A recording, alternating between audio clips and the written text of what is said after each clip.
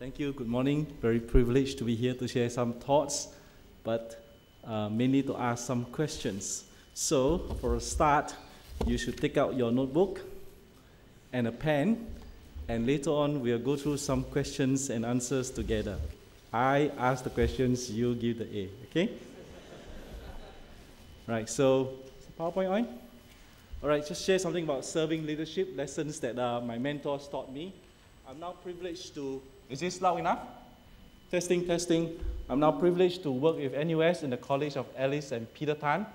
The whole team of the college is community engagement. So we have students from different faculties coming together, and in the electives modules that they take, they will take a module to try and identify an issue in community. So for example, I teach this module called the Hidden Communities of Singapore, where every other week or so, we will go walking around some part of Singapore that we don't usually go, Geylang or Bukit Brown or just Buona Vista, rental flats, and just learn to just talk to people, no survey forms, just identify them. But it's not just the down and outs. Like we are planning a trip where we follow the water engineers of PUB or the MRT repair people at 1 a.m. We just follow them. And then next time when the newspaper come out and say something broke down, and then they remember they were in the PUB call center, people were very shouting, I got no water, I got no water. But then they see the engineers 1 a.m., 2 p.m., 1 a.m., 2 a.m. struggling to, or working hard to fix the system. Then we ask, so how is the place of compliments and where is the place of complaint? That's what we try to engage community. But just my family and I were privileged to spend about 15 years in Yunnan. In Sip Song Pana. Sip Song Pana is a Thai-speaking part of China. 1, 2, 3, 4, 5, 6, 7 มีคนไทยไหมครับ Sip Song means 12 rice-growing areas. It's a beautiful areas. The cities developed very quickly, but the countryside remains quite poor. That's my son. He was 3 months old when I brought him there. And there are some 26 different minority tribal groups up in Yunnan. Let's read this together. 1, 2, 3. The most important thing in communications is hearing what isn't said. What helped me in the end as a so-called little bit successful worker in Yunnan was that I couldn't speak Chinese when I went to China. I mean, now I teach medical school in Chinese, but I'm from Sigap Secondary School, never really passed Chinese. The first time I asked a mother whether she was breastfeeding, I asked her, 你有没有给你的牛奶给你的 baby 喝?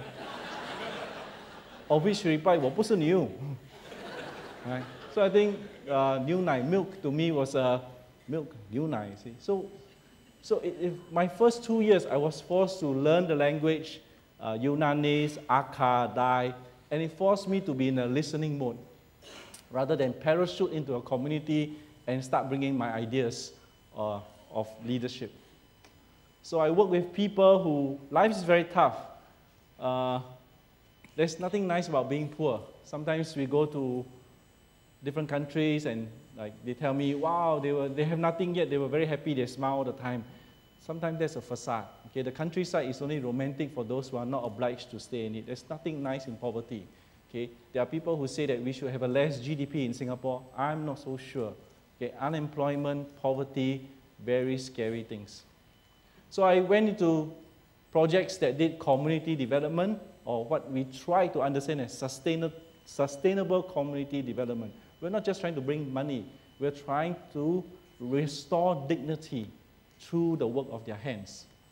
So I joined an organization that mentored me in caring for the poor by sharing knowledge and loving people. So modernization. So these are the beautiful part of Yunnan. This is Yuan up in north of Dali. Dali is very beautiful, but the water sources that feed Dali's lake even more beautiful. So first question, take out paper, pencil. You can get to know the person on your left and right, and we start discussion from now on. These two pictures, one is before and after. Beautiful lake. It's a very unique culture on this lake where they have little islands, maybe the size of a basketball court, and they live on one island, they plant their vegetables on the next island. This is a wonderful ecosystem, hundreds of years going on. They use the the water plants to be organic fertilizer. So they had very good fish, very good agricultural produce to sell to the people who live in the city. Right? But there was no roads. And you had to go to school, to go somewhere, you had to paddle here, paddle there. Right? Which is a beautiful, romantic system. So you saw one picture in the higher part, they fish, they paddle. Then to enable the produce to get to the market, what did they do? They built a bridge. So modernization. So question one, what changes come along with modernization? These two pictures here, the brief scenario, right? What changes do you see come with modernization? Okay, discussion time. Talk to the person next to it. Shake your hand, left or right, talk to the person next to you.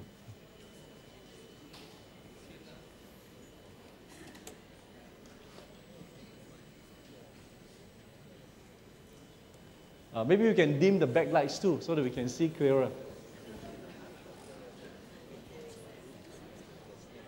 People who don't discuss, I will ask them to come and talk. Huh? I'm a teacher at heart. What changes do you see that come along with modernization? Yes, sir. Your name? After that, can pass already. I'm Wong here. Yes, Wong. Wong Juiting from Okay, yes. Louder, please. Staff Union. Okay, what changes do you come along with You modernization? can see a lot of cars. A lot of? Cars, vehicle. Sorry? Wow.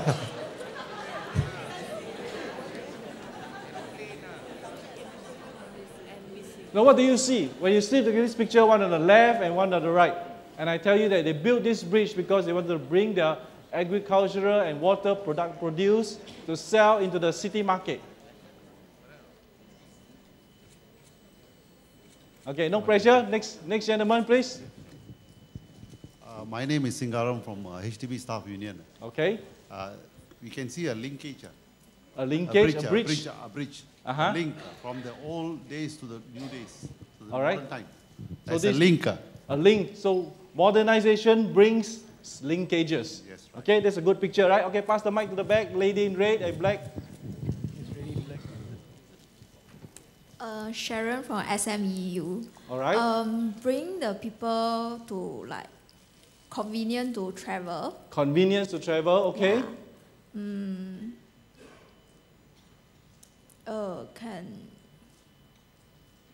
I think No more? Okay, it's all right. No. yeah, okay. Pass the mic. Yes, the gentleman. We need to hear. Hello, hi, I'm Hon Fai from FairPrice. The advantage could be better linkages, better transportation, easier to sell their products. Yes. The flip side could be the ecosystem may be damaged by all the concrete. Not sure whether the quality of the fish will be affected. Okay. So I was just looking at this, and I too faced the same struggle.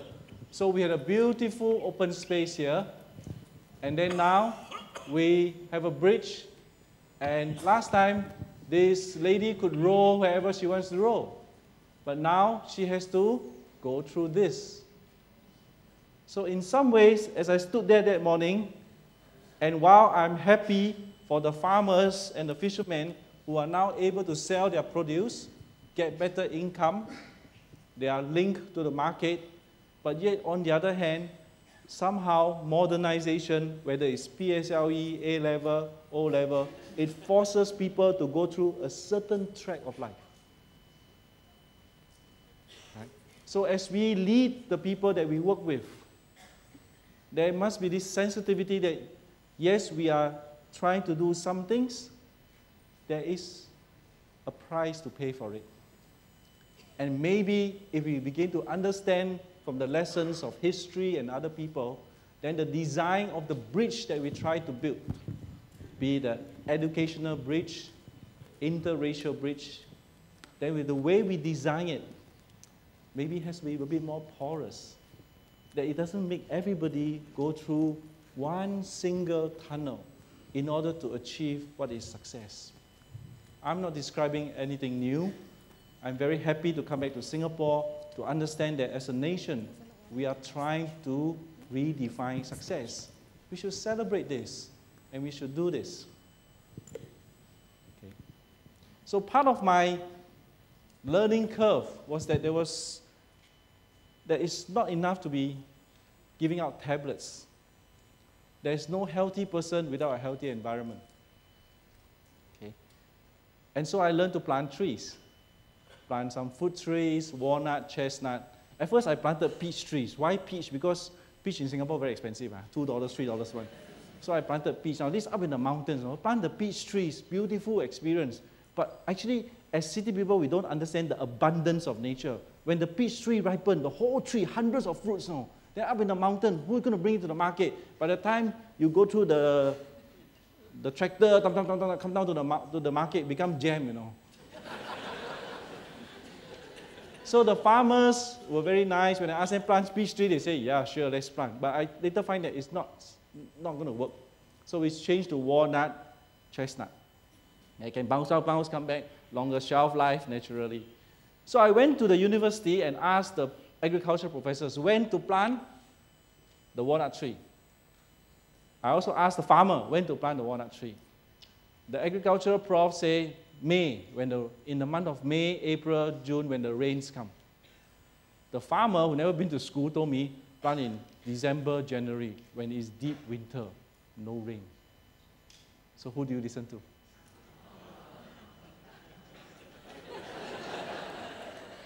Well, very paiseh, because you ask my colleague, agriculture professor, PhD. I asked him already, and he gave me an opinion.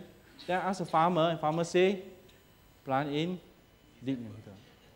So, okay, face, friendship, bite the bullet, plant in winter. Listen to the farmer.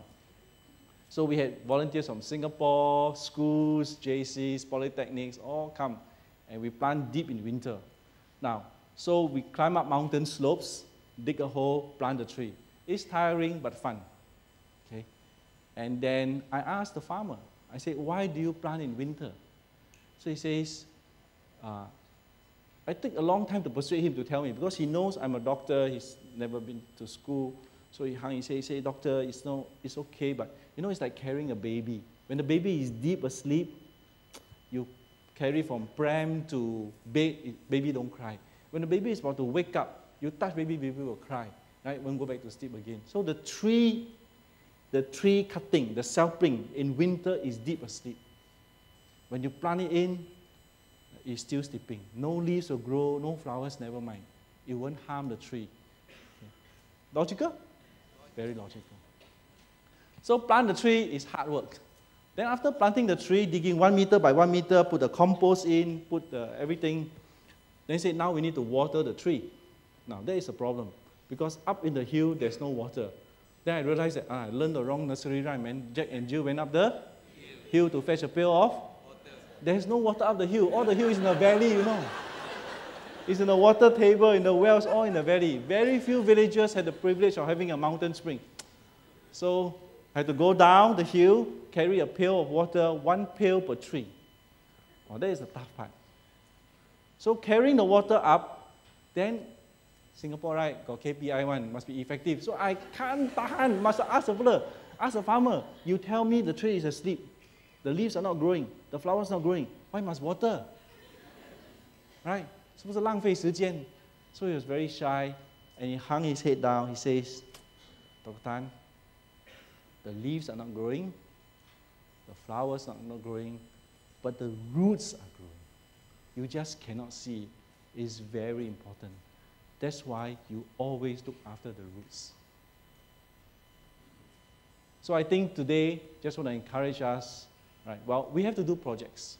We all do different projects to express our interest in leadership, our team, our work. But this is the flowers, the trees, but always look after the roots.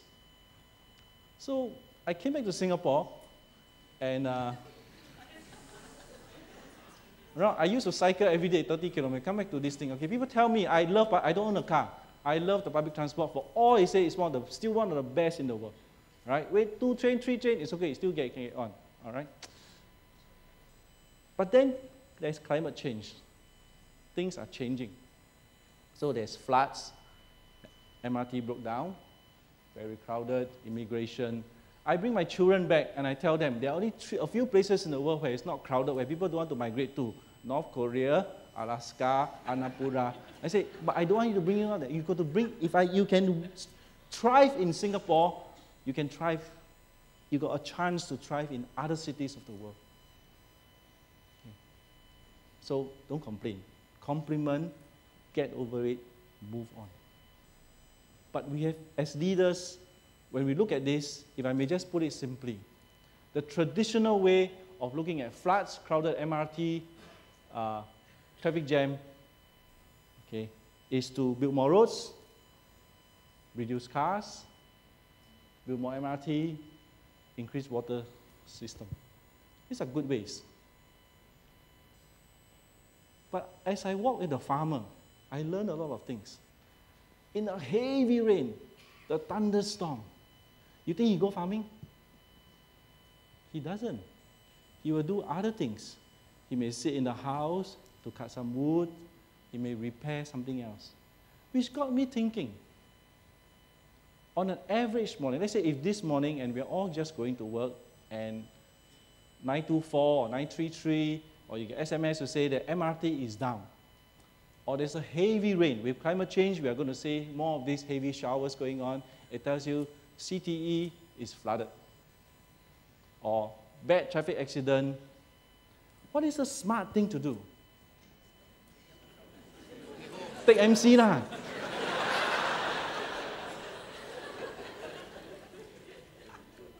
I'm trying to say that if you are essential staff, a nurse, air traffic controller, teacher, you may need to get there on time.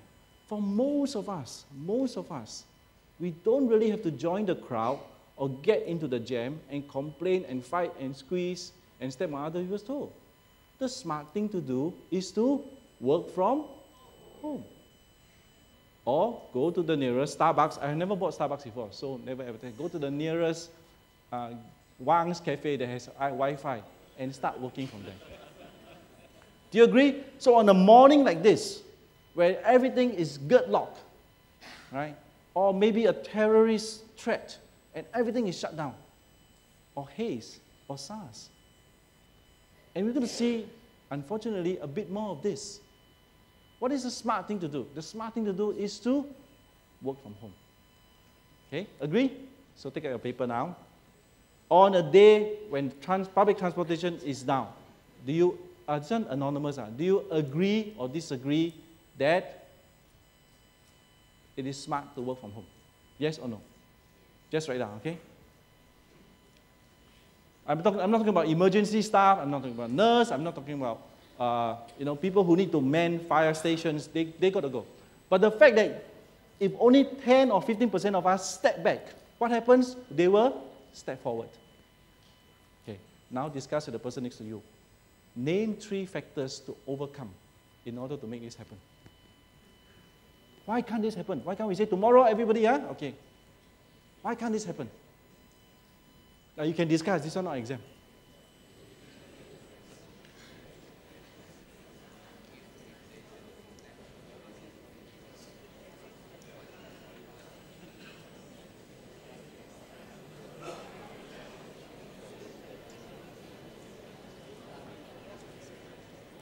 You can write down 1, 2, 3 things that will either help this or prevent this. That prevent a worker from saying, traffic jam today, I'm going to work at home until 11 o'clock.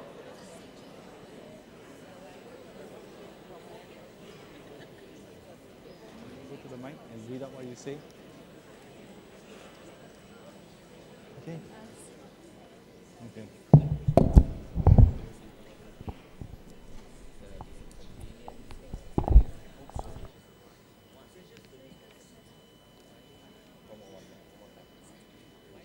Yes, Mr. Yusof.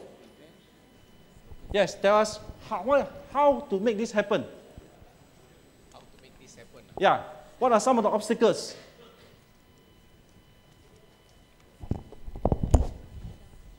The easy questions are at the beginning, I get harder, okay? Yes, one idea. Why can't it happen? Or maybe, Okay, you saw from UE. Yes. So most probably, I think everybody is rushing for times to go to their place. To the office, To, yes. Yeah. To the question, your question just now is that, what shall we do when this thing happen, right? Yes. For those who are essential people, They go. no matter how, they must go lah. Essential service, we are all yeah essential lah. people, okay? Okay. So whatever it is, because for me, I need to be there at my workplace physically to do my things, even if I'm not essential person Okay. to that work lah, but I need to be there. All right. So if this kind of things happening, suay pun must go lah. All right. Which means, looking ahead in the next 20 years, the clever way is to redesign our work such that the suay doesn't happen. Right? Because we're going to face more and more of this. If we think that the answer is to build more and more trains, that is just one part of the answer. The answer, you are going to be leaders. Okay? I think it is important to make contact with the grassroots, to care, but a part of us must begin to think, how can we effect a mindset change such that these days we identify, should I give you 10 days a year where you can call up and say, hey boss, MRT down, okay, this is not MC, not sick, okay, and it's really flooded, it's no point me joining the jam. This is work-life balance coming on. Right? But as I talk to the workers that I meet, they think that the issue is trust. My boss don't trust me that I'm working at home. They think I'm Skyping or watching last night how Manchester City lost. An issue of trust. Okay, how do we build trust? It is estimated that in America, only about 20 to 30% of workers are really engaged. The rest, just ambil ganji ni. How do we build trust? This is a very important thing. Going ahead, for example, I have lived in small towns in Canada. Not small town, Vancouver wasn't very small. Civil service can be open 7 a.m. to 7 p.m. Not Vancouver, just theoretically. And you can come to work at 7, what time you go home? 9. In Singapore now, you still go home at 7 p.m. So who wants to come work early? If you come at 7, you go home at 3:30, 4, you've done the 8 hours, you go home. And no boss can call a meeting at 3 p.m. All meetings are between 10 and 2. Very simple. Once you institute that in your department, right, from the admin point of view, you come at 7, that's fine. You work hard, you do hard, 3:30 you go home, the work-life balance improve. But it's mindset. But if the boss wants to call a meeting at 4:30, who wants to come at 7? Nobody wants to come at 7. I met American businessmen who very bravely say, we do not hold national conferences on a Monday because it means the junior staff start flying out from their towns or start driving on a Sunday night. They always start on Tuesday. My dear friend, Dr. Tan Lai Yong, who runs MHC, he does this very radical thing. If he employs middle management, he interviews the middle management, and then who's the next interviewer? The clerks. He tells them, hey, this is going to be your boss now. I shortlisted 2 or 3, why don't you go and interview? Does it make sense? It makes sense for SME, a lot of sense. Right? Because you bring, we all understand, we read all this, Harvard Business Review, work culture, employing the people, not just for the skills, but for the team. We do all this, but then we employ aside. So my suggestion to you as leaders, for all the wonderful things you are doing, very important, the next step is to encounter some of these. I set my daughter down. She's going to vote in the next elections. And I said, there's only one thing that you must hold the government accountable for. One thing, only one. What is that? I say MRT crowded, HDB price, crowded Singapore, all this kacang putih. The one thing is climate change. What if the water levels rise 2 meters? Your trains will be empty, your HDB, nobody want to buy. I say, this is what you have to think beyond. So as leaders, right, we have to get now, okay, and some part of us begin to move to build trust. Okay, the roots must be very deep. If the roots are very deep, the tree will grow very tall. Okay, we cannot assume that the trust is there. We just got to keep on building on it. Right? So trust comes from deep within. So I have the topic, thriving, serving, and all these things. Trust must come from deep within. It must come from the middle. Right? I went to a church and I said, I'll preach a sermon that makes you cry. And they were wondering why. Because, I tell you, because trust must come from deep within. Sir, please catch. Wow, whoa! Trust must come from deep within. Okay, and this one, very far. Trust must come from deep within. I learned lessons from the onion. When you plant the onion, where does the trust come? Where does the onion grow up from? Middle. Middle. You can peel one layer. Another layer. You still can plant this. But you affect the middle, it is gone. So something that we need to build again and again as leadership at every level. What is servant leadership? For me, it's a lot about building trust. It's about sitting down next to a person and say, I am with you. When I work with these very poor villagers, a lot of disease we cannot cure. Leukemia. I had orphanage, 26 children, one had leukemia. If I blow the whole year's budget, I can send this baby for a bone marrow transplant. The admin staff look to me, I'm the doctor, and says, 骨髓移植做不做？北京30万人民币 30% success rate. I had to be the person to say that we cannot do this bone marrow transplant. They knew it, but they had to, for me to write down. The hypothetical situation, if my daughter had leukemia, I would sell my house, right, and send her bone marrow transplant. But this is one of the many orphans that I am involved with. Shed your tears, but it cannot be done. So get me up to 3 o'clock at night, wondering whether I made the right decision. And the staff know you made the right decision. And yes, you sit with them, you talk with the child, they understand that I could not solve the problem, but they deeply, deeply appreciate that you were with them. Building of trust. That it was not a flippant paper decision, but it was something that we built on and we trusted each other about. So trust comes from deep within. And then the next suggestion that I want to share with you, as was shared just now, as servant leaders, we are always interested in the next generation.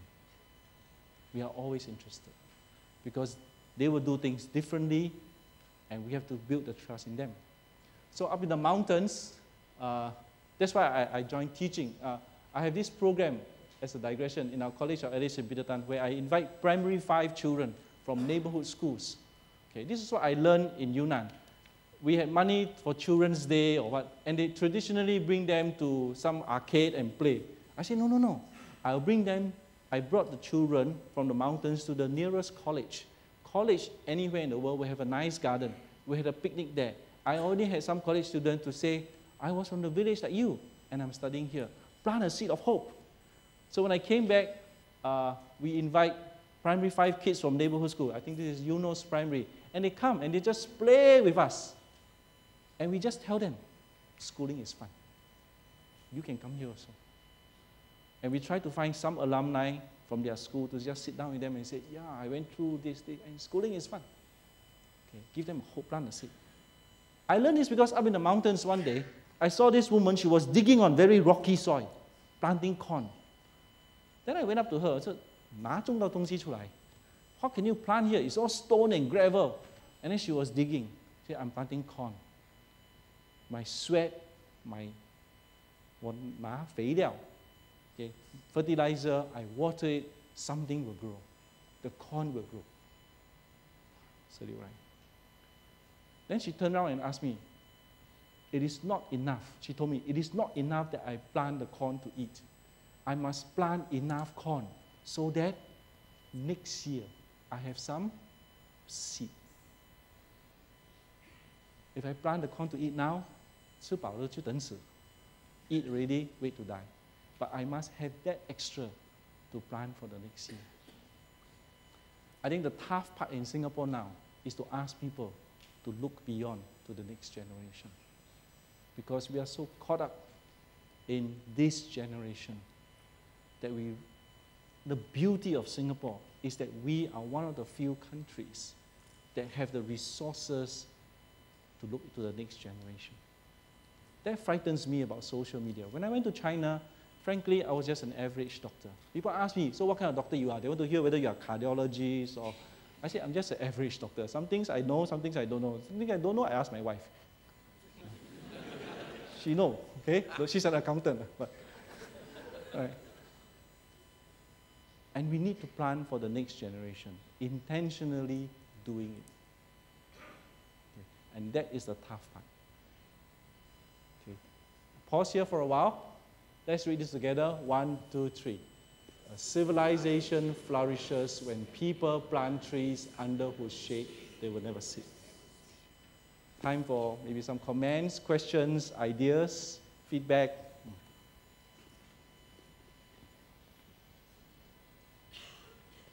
I hope my onion didn't cause any problem. Huh? I bought a small one. Any questions, comments? Yes, Mr. Yusuf. Yusuf again. Yes. We are talking about just now trust. Trust, yes. Right, okay. You're asking is how do we do that? So my question to you is that because trust need to be earned. Yes. Right now, we look at one person, you and me, we are not the same. So I need your trust in what I'm doing. So how do we do that in your perspective? I learned to identify common values. Right? Identify common values. There was one young man who met me and was very angry with Singapore. Very, very angry. I said, why don't you talk to your MP? I'm not PAP member. I said, why don't you talk to MP? I said, you have some good suggestion. And he told me, no, they only listen to people they like. I said, excuse me, that's true of everybody. Right? Why should I listen to you if I don't like you? If you make yourself obnoxious or rude, why should I listen to you? I said, there's a certain, you must learn to be congenial about things. I think, yes, I think we try to identify common values, okay, establish common vehicles. These are the two things that help me a lot. So in Yunnan, where I work, 26 different minority groups, different religions, Buddhist, Christian, Muslim, right, enemies, different, very, very different. I went with a Hong Kong group, was called CEDAFAN, Christian Education, Development and Relief. Right? In my naivety, I don't really speak Chinese. So over the dinner, they say, you know, the conversation was, they asked, 你是不是传道? 传道 in Chinese means evangelist. Of which I never heard the phrase before. My friend say, 我们坐飞机来的. Which means we took aeroplane. 坐船 and is taking the boat, right? 坐船道. We never heard this phrase before. Right? So he said, we took aeroplane here. And afterwards, the official think, these guys are quite harmless. Let them come. What was the common value? The common value was providing good medical service for me. Training the farmers to be good village doctors. That was a common value. Right? The common vehicle we established, we worked together, was to run hands-on training classes. Does it mean that our value always 100% together? No. When I went down there, I said I would, at the opening ceremony, the official say, 我们是为人民服务. We must serve the people. Right? Then I stood up and say, I'm here to teach you how to run your clinic so that you make money. Silence in the room. The official said, 不可以啊. We cannot make money when we are for the people. I said, no, it's for the people, but you must, something must make the clinic sustainable. right? Either subsidy or profit. So I ran my classes in such a way that we had role plays similar like this, and they treated patients. At the end of it, they thought, right, the prescription finished already. I say, no, calculate the cost, charge your patient. How much? Who pays for the bus fare to go and buy medicine? And they took all these things in. So at last, over a cup of tea, they told me, yeah, we have to earn some money. I said, yes, but do it honestly. You serve, our interest in serving the people. If the village doctor do not earn money, they will stop serving the people. They will go and farm. They will go and catch, harvest mushroom. You know, 1 kilogram sell to the Japanese, 2,000 renminbi. See patient, 2 renminbi. What for? Cordyceps, you know how cordyceps, 冬虫草. Wow, they said, I myself go and gather cordyceps from the Tibetan highlands. So, values. Okay. Values is very important. Identify common values, find a common vehicle, and the common vehicle is through networking sessions, have a cup of tea. For me, it's festivals. I join a lot of festivals. Right? I always share back in Singapore, if you don't celebrate, you end up complaining. So learn to celebrate. Okay, I hope that's helpful. Yes. Questions? John? Hello. Okay. Yeah. I was also thinking that this quote, yes, speaks to us to say that we should look beyond ourselves, do something that really you can't claim a credit for in your time, but it will create a good for others in their time. Yes. They may or may not be grateful to you, and that talks about looking inside and say what sort of person you are. At the same time, I think there's a lot in life where people get affected when they compare with others. Yes. So at first, maybe when they look at themselves, they say, okay, I'll do this. But then many will then, after a while, sort of look around and then compare to others and say that maybe I better go and collect cordyceps. So this idea of inside oneself and then get affected by others, I don't know whether you have a comment on that one. Yeah, comparison is helpful. I think we want to establish some objective standards of comparison. Right? We live in a very competitive world. People who, I speak more of as a parent. Sometimes I thought, okay, my first choice of working in a poor country was I thought I would go to India. Right? I backpacked in Pakistan, spent a lot of time in Mysore, Coimbatore, you know, Mahabalipuram. I thought I would work there, you know. But God has a sense of humor. Put me in China where I don't speak Chinese. Right. So comparison, competitive is a very real thing. And I think we want to establish some clear benchmarks. Okay, so for example, practically, people say, well, doctor, aren't you worried about your health? I say, I'm worried about health, okay? I want to have good health, so I look at objective standard. What is the most expensive treatment in Singapore for a disease? Say kidney failure, if assuming I can persuade someone to give me a kidney, that is values and, okay? Costs about $400,000 A-class rate. So all I need to do is to buy medical insurance worth $400,000 or to make sure that I attain that. So for my objective standard, if I need treatment that costs $700,000, $800,000, most likely you're already vegetable. You may not want to live. So you draw some objective standard, and it's going to be different for each one of us. So I bring my children, and I show them objective standards.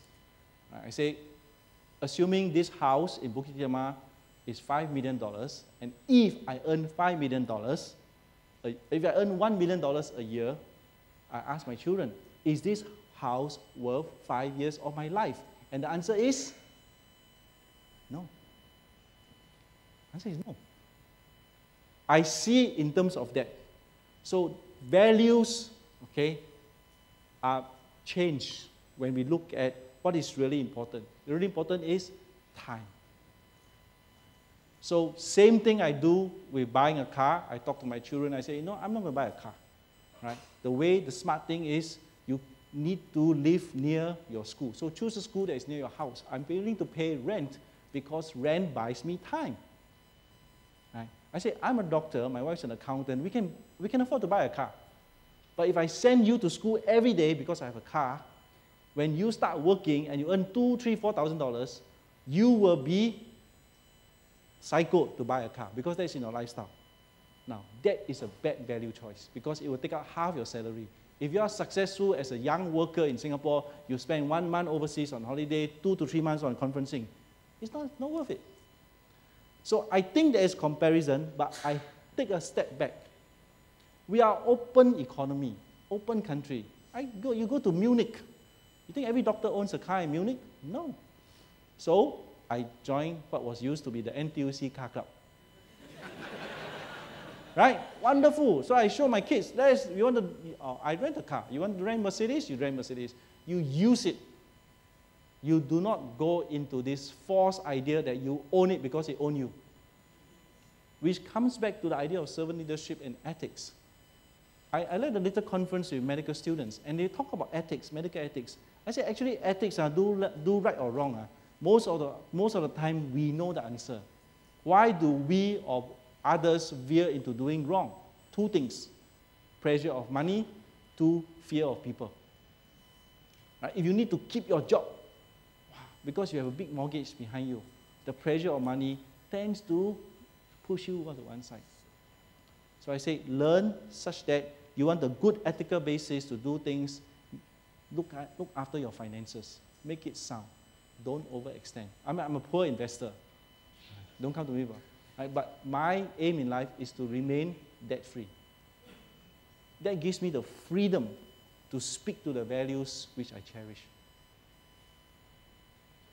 All right? What do we have? Oh, okay. I share for you now. I happen to write some books about life in Yunnan. This is Biting the Bamboo. This is a Chinese version. All proceeds goes to Health Serve. Health Serve is a clinic that serves foreign workers, foreign construction workers, Bangladeshis, Tamils, Indians, Chinese. And my role actually now is not in the clinic. I bring them to play games. Okay. And the time when like some ACSI boys came, they said, we want to serve the foreign community. I said, very good. They said they want to come to Health Serve Clinic and scrub the toilet. I said, no. Your ACSI, you scrub the toilet, after it become maybe more dirty. Right? I also know ACSI. Yeah. Okay. But they are wonderful guys. They're very persistent. They volunteer. They want to. I said, what is your interest? Values. What's your interest? You say, what's the vehicle? And they told me half the team are from the cricket team. Now, what do I know about cricket? Other than throwing onion, I don't know much about cricket. Right? I try to learn, but it beats me. So I say, you know what the Bangladeshis really love to do? And the Indians really love to do? They really love to play cricket. So I say, you are in a school team. Organize a game now. Organize a few games. Use your school facilities. They got everything together. Play cricket. After which, I asked the Bangladeshi worker. I said, how are you? He said, I'm many happy. I said, why are you many happy? He says, I'm many happy because I come to Singapore 3 years and I dream of play cricket. Today I play cricket. I'm many happy. Better than scrubbing the floor as a volunteer. Find the same values, the vehicles. Then I asked the next guy, I said, why are you many happy? He said, I'm many happy because today someone listened to me. Obviously, he was a better cricket player than the schoolboy. So he didn't teach me. I teach him how to bowl. I teach him how to bat. Suddenly, he's not a Bengali road sweeper. He is a cricket player. The dignity that we bring. If it's the same for Bangladeshis, it's the same for Singaporeans, it's the same for workers you meet. You bring a certain dignity, the trust that we need to build. It's very important going ahead. That is one part of servant leadership that is the roots that is unseen. How then do we build this trust, bring the dignity back to our workers? All right, maybe one last question before we go. So these books are on sale, $10 each. The books actually are paid for already, just that I don't give out things free, sharing knowledge. Okay. If I may end by this, saying that asking the right question is very important. You see, I got to medical school, I never even collected my A-level results. Right? And I got to medical school, skin of my teeth. And I learned to ask the right questions because I realized I always ask my friend, this chapter on cardiology, how long do you take?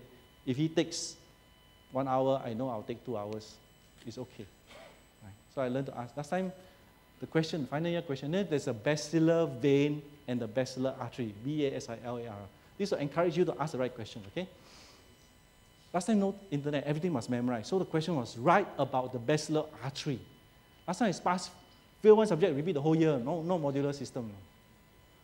So, wow, under exam stress, a lot of us forgot. Is this in the arm or is this in the brain? How? Then the girl in front of me put her hand, Prof, is this basilar, is this basilar artery in the brain? And the prof said, how can I tell you? So I also disappointed because I also waiting to hear the answer. But never mind, answer other question first, exam technique. 10 minutes later, I put up my hand and said, Prof, is this basilar artery in the left arm or right arm? It's not in the arm.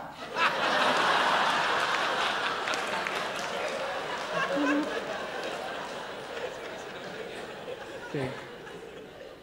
So I leave you with that, okay?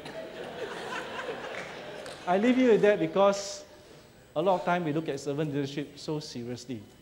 But actually, rightly done, if we take ourselves a little not so serious, it's a lot of fun because you are really bringing out the dignity in each one that you meet. Thank you for your time.